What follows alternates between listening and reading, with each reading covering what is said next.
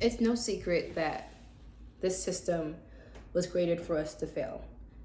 And for a long time, I had a hard time admitting that because I was like, well, if I keep saying that, then that means I'm going to expect failure from myself. But I think just the acknowledgement of what this is, what capitalism, what patriarchy is important. It's so important because it takes us out of this idealized, magical thinking and out of this MLM structure of success that was served to us, and it makes us honest. So we know what is for us, what's not for us, and what's aligned with us. And also, it's so important to recognize because we don't want to be swayed by their sales tactics at making us fuel this engine. You know what I mean? When you're aware of something, you play the game better. When you're unaware of something, you play according to the rules. And the rules were made to police you, not for the ones who were destined to win. There are gatekeepers. The biggest one I will say are venture capitalists, bankers, the elite, the wealthy, policymakers, policy/lawmakers, and those rich enough to influence lobby changes towards the law. Those are the gatekeepers. When you started your business, what does everyone ask you? Oh, how are you going to get? They ask you how you're going to get funding, right? And in terms of entrepreneurship, culture, what is the huge success story that we're sold? This woman raised this much in capital in this short amount of time. What a success. Or this specific founder was able to go public in this amount of time and was able to get a valuation at this magnificent number. Or this person had such an amazing exit. And what do we do with them?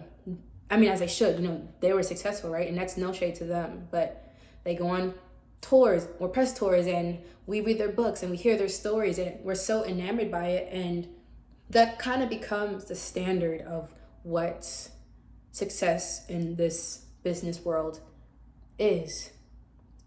It's just, we don't talk about how they were, let me find the word. I just learned this word. I have to put it in my notes. What is it? There are power laws, especially for venture capitalists. There are power laws where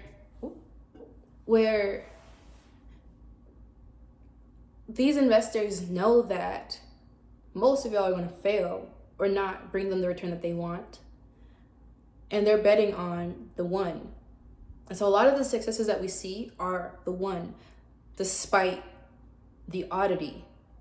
And that is not to discourage you at all, but more so just to bring awareness of what is it that you're wanting, right?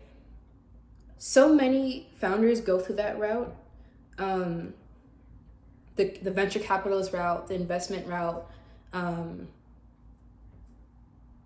or if not, then mirroring your growth or your scaling strategies against the ones who made it in that system. And we don't even take time to think about how this works, right? You have a vision for your company and it's beautiful. I love it, right?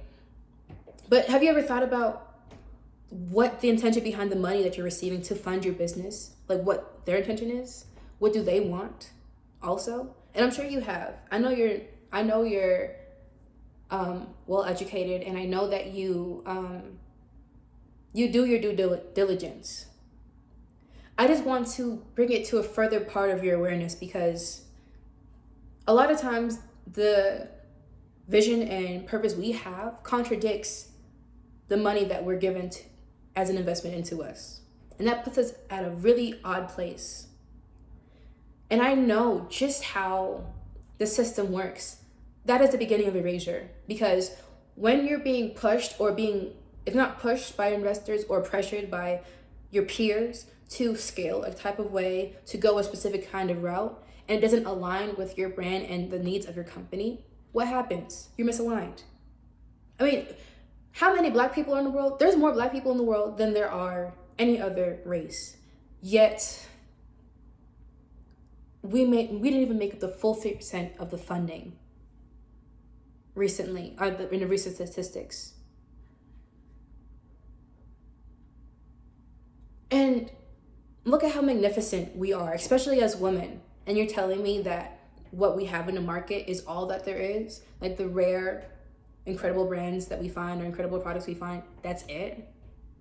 That's not, I don't believe that's true. I just believe that the system that has been created, the game that we're playing in, forces us into a box of contortion away from what's aligned with us.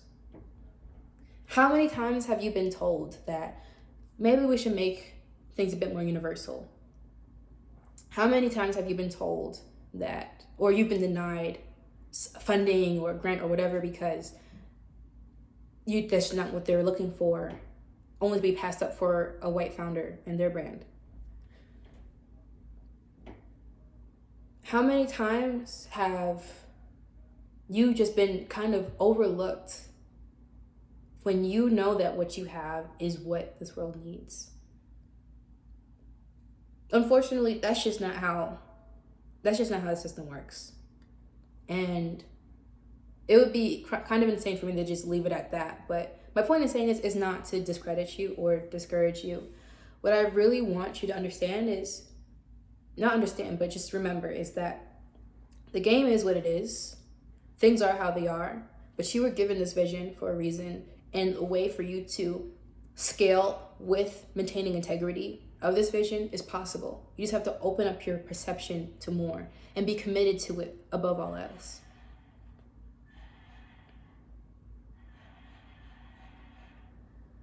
I know the culture is what it is and what's expected of you is what it is. But today, what I want you to do is take a look at the path that you're taking. Take a look at the strategies that you're implementing, the strategies that you've gotten from other places. Look at who is your inspiration, right? Where are you grasping onto the rules of the game, or the shoulds, or I'm supposed to do these things? Where are you grasping onto those things? And find a way to separate what is aligned with you and what is expected of you, because that is the beginning of alignment. If you watched my video, what the process of realignment looks like, this would be the part of the journey where you are counting the cost and making your assessment of what is. And the reason why this is so important is because so many founders get punked out of their position because that's just what it's expected. That's what the culture is, right? That's what my investors are pushing me to do. If it's not aligned with you, I want you to stand on that. I really want you to stand on that. And I want to hold space for the people and the women who are in a position where it's either sell or fail, or it's either take this investment into my company or I close my doors. I don't want to make what I'm saying very rigid. I don't want to make what I'm saying very like one or the other. But the only thing I am black and white on is that when you make that decision to realign your company, there are risks that you're going to have to take. But I do know that the risk is never that you're going to fail. Never. The only thing that you can get from this is standing firmer in the truth of what you're called to build, even if it costs you something. This system was created to erase your vision, dilute it to where it doesn't rock the boat. And I always try to remind people that, remember, this is not a game of wealth. This is a game of power. Power, that's what people are after. That is what is being siphoned out of us, our power, our choice, our freedom. When you think from that perspective, the next time you are given that monetary offer, remember, does this add on to my power and my influence, or does this indirectly undermine it and take it away? These are the issues and the challenges that I navigate with my spiritual women founder clientele in the Aligned Partnership. I created the Aligned Partnership specifically for these women who are in the in-between season of realigning their company to mirror the vision that God has given them in fullness, integrity, and in power. It's a journey, and I wanted to not just serve as their mirror, but as their brand advocate in those boardroom meetings, in those decision-making calls, in the times where you're just frustrated and don't even know what to do. I created this so that I can serve as your strategist and also as a co-visionary. I will hold your vision to the highest capacity and walk you through the entire process of that realignment journey. If this is something that you're interested in, please click the link below. That's it for today's video. If you don't click the link below for the Align Partnership, because that's not where you are right now, I highly suggest that you subscribe to my newsletter, the Letters from My Living Room.